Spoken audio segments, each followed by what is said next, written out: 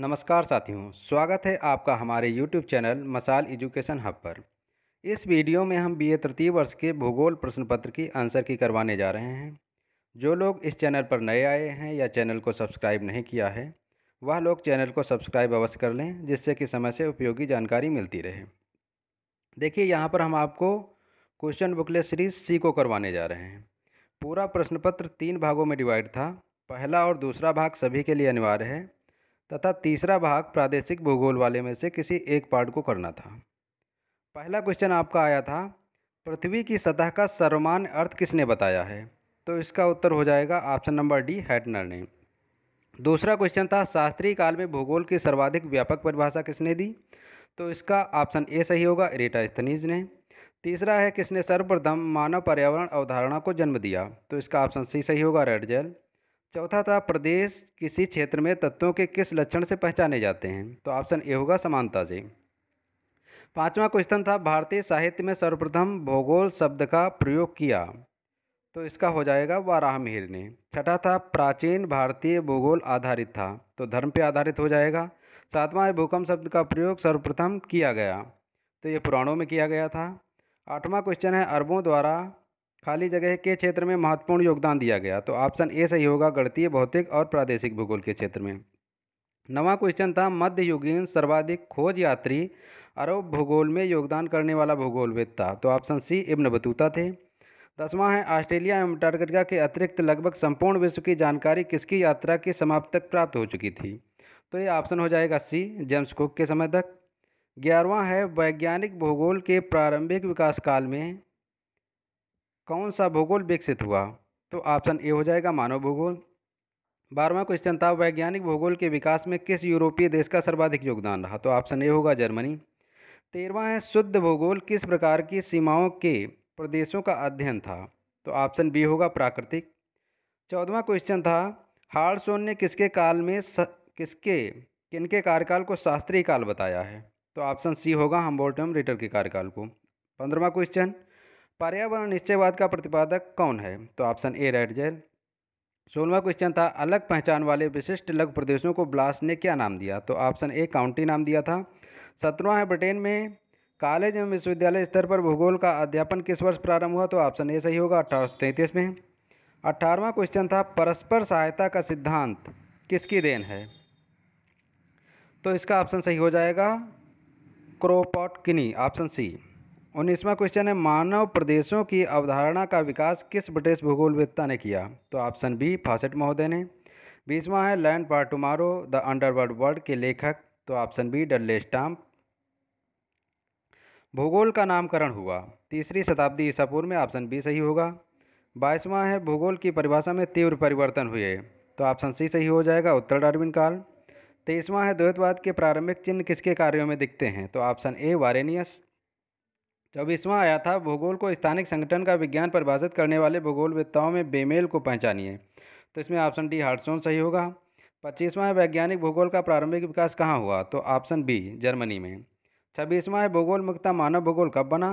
तो option A हो जाएगा, एंथ्रोपोजियोग्राफी के बाद।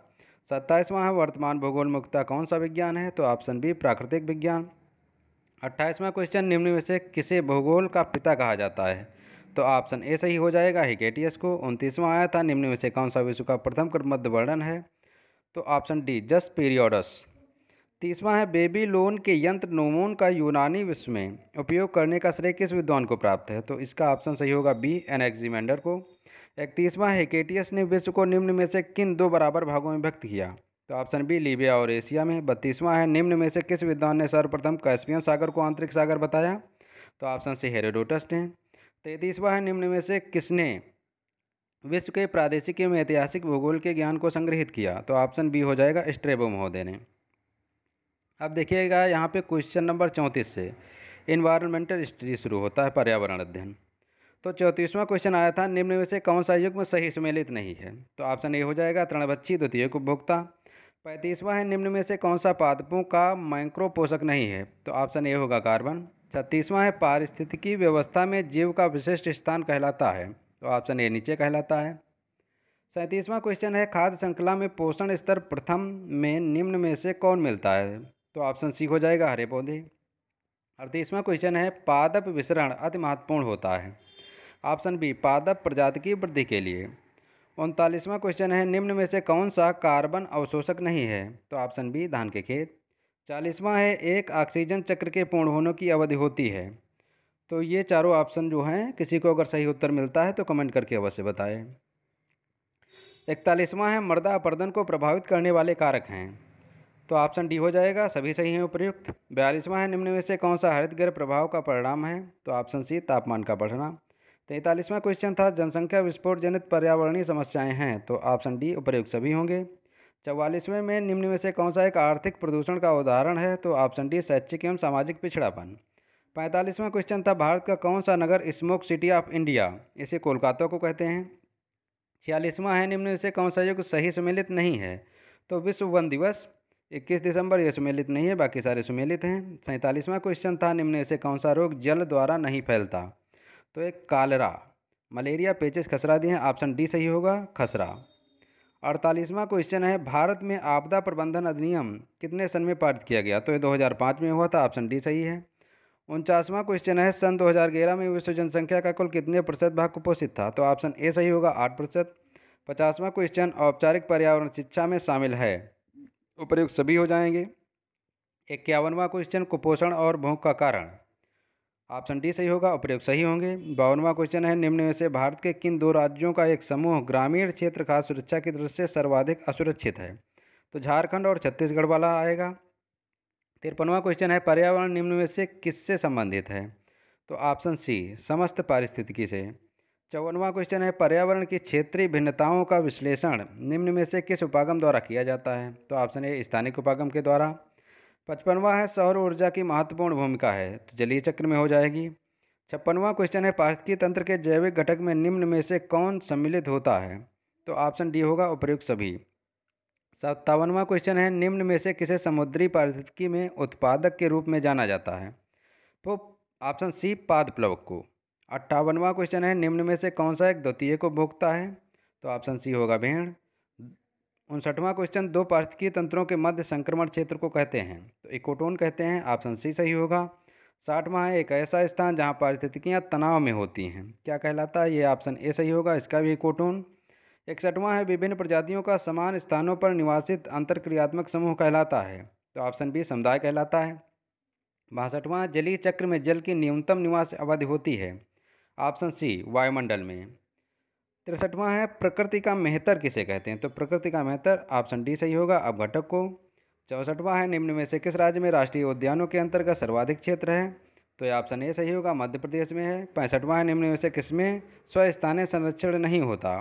तो ऑप्शन बी वनस्पति उद्यान हो जाएगा। और 66वां क्वेश्चन है निम्न में से कौन सी मृदा स्वयं को घास पात से ढकने वाली मृदा के रूप में जानी जाती है? तो ऑप्शन ए धूसर मृदा हो जाएगा। इसके बाद में देखिएगा ये आपका फिर प्रादेशिक भूगोल शुरू हो जाता है।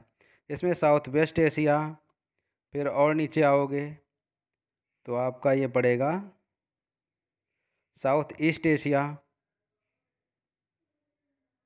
और लास्ट में फार ईस्ट एशिया। हमने आप लोगों को फार ईस्ट एशिया पढ़ाया था, जिसमें मुख्य रूप से चीन एवं जापान है।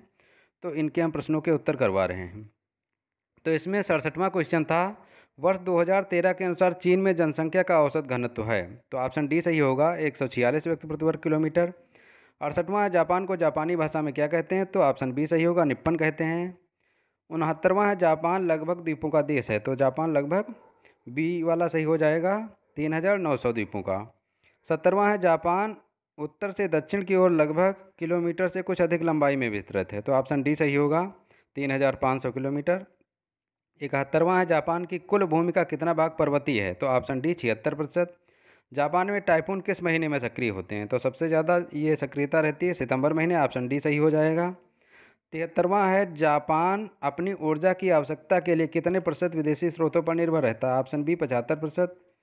अगला है 74वां जापान के आर्थिक विकास में निम्न में से किस उद्योग ने महत्वपूर्ण भूमिका निभाई है? तो ऑप्शन सी पोत निर्माण। अगला है जापान का सबसे बड़ा व्यापारिक सहयोगी है? तो ऑप्शन ए होगा चीन। फिर है वर्ष 2018 के अनुसार जापान में जनसंख्या का घनत्व है? तो ऑप्शन सी सही होगा, 335 व्यक्ति प्रति वर्ग किलोमीटर। 77वां क्वेश्चन है जापान की लगभग जनसंख्या नगरीय क्षेत्रों में निवास करती है? तो ऑप्शन सी 3/4। 78वां क्वेश्चन है तिब्बत के पठार की औसत ऊंचाई है लगभग, तो हो जाएगा ऑप्शन सी 4100 किलोमीटर। 79वां क्वेश्चन है निम्न में से कौन सी नदियां तिब्बत पठार के पूर्वी भाग से निकलती हैं, तो ऑप्शन ए सही होगा साल्विन और लोपनार। 80 क्वेश्चन है चीन में दक्षिण से उत्तर की ओर तापमान घटता जाता है और वर्षा मुख्यतः होती है, तो ऑप्शन डी दक्षिणी पूर्वी मानसून के द्वारा। 81 नंबर का क्वेश्चन है निम्न में से कौन सी फसल दक्षिणी एवं मध्य चीन में उगाई जाने वाली प्रमुख फसल है, तो ऑप्शन सी सही होगा चावल। गेहूं, सोयाबीन और ज्वार बाजरा मुख्य फसलें हैं, तो ऑप्शन ए सही होगा, ये उत्तरी चीन की हैं। 83 नंबर का क्वेश्चन है चीन विश्वविख्यात है, ऑप्शन डी रेशम और चाय के लिए, यहाँ सबसे ज़्यादा होता है। 84 नंबर है जापान के निम्न द्वीपों का आकार के अनुसार घटते हुए कौन सा सही क्रम है, तो सही क्रम ऑप्शन नंबर बी होगा हांसू, होक्काइडो, क्यूशू एवं शिकोकू। 85 नंबर का क्वेश्चन था जापान में वर्षा का वार्षिक औसत, तो ये 50 से 150 सेंटीमीटर, ऑप्शन सी सही हो जाएगा। 86 नंबर का क्वेश्चन है जापान की कुल भूमि का कितने प्रतिशत भाग कृषि योग्य है, तो ऑप्शन सी सही 14%। 87 नंबर का क्वेश्चन है जापान में किसान कृषि करते हैं कैसी कृषि, तो ऑप्शन बी गहन कृषि हो जाएगा। 88 नंबर का है विश्व में कुल मत्स्य उत्पादन में जापान का कितने प्रतिशत योगदान है, तो ऑप्शन नंबर सी 13%। जापान का मुख्य खनिज है ऑप्शन नंबर ए कोयला। 90 नंबर का क्वेश्चन है चीन अनेक खनिजों के लिए धनी देश है, जैसे ऑप्शन डी हो जाएगा कोयला, लौह अयस्क, टिन और टंगस्टन, इनके उत्पादन में चीन प्रथम स्थान पर है। 91 नंबर का क्वेश्चन है चीन में लगभग 3/4 ऊर्जा का उत्पादन निम्न में से किसके द्वारा होता है, तो ये जल विद्युत के द्वारा, ऑप्शन बी सही हो जाएगा। 92 नंबर का क्वेश्चन है चीन का सबसे बड़ा नगर, सबसे बड़ा पत्तन और प्रमुख औद्योगिक केंद्र निम्न में से कौन सा है, तो ऑप्शन सी सही संघाई सही होगा। 93 नंबर का क्वेश्चन है निम्न में से कौन सा चीन का राजधानी नगर तथा जनसंख्या की दृष्टि से दूसरा बड़ा नगर, तो ऑप्शन ए बीजिंग हो जाएगा। 94 नंबर का क्वेश्चन आया था चीन में विश्व की जनसंख्या निवास करती है, तो ऑप्शन नंबर डी 1/5 वाला सही होगा। 95 नंबर का क्वेश्चन था प्रदेश वह क्षेत्र है जिसमें समस्त भाग में विशेष वर्ग का भौतिक दशाएं विशेष प्रकार के आर्थिक जीवन को विकसित करती हैं, यह कथन किसका है, इसका उत्तर किसी को भी मिलेगा तो कमेंट करके अवश्य बताएगा। 96 नंबर का क्वेश्चन है प्रादेशिक विविधता मुख्यतः निम्नलिखित के कारण होती है, तो ऑप्शन ए सही हो जाएगा प्राकृतिक संसाधन आधार। 97 नंबर का क्वेश्चन निम्न में से चीन से कितने देशों की राजनीतिक सीमाएं मिलती हैं, तो ऑप्शन सी 14 देशों से। 98 नंबर का क्वेश्चन है आकार की दृष्टि से चीन संसार का सबसे बड़ा देश है, तो तीसरा हो जाएगा, ऑप्शन डी सही होगा। 99 नंबर का क्वेश्चन है चीन की भूमि के कुल कितने प्रतिशत भाग पर मैदान है, तो ऑप्शन सी 15% सही होगा। और आपका लास्ट क्वेश्चन है तकला मकान का ठंडा और सुनसान रेगिस्तान स्थित है, तो ऑप्शन बी सही होगा तारिम बेसिन। इस प्रकार आप अपने प्रश्नों का उत्तर मिलान कर सही आकलन कर सकते हैं।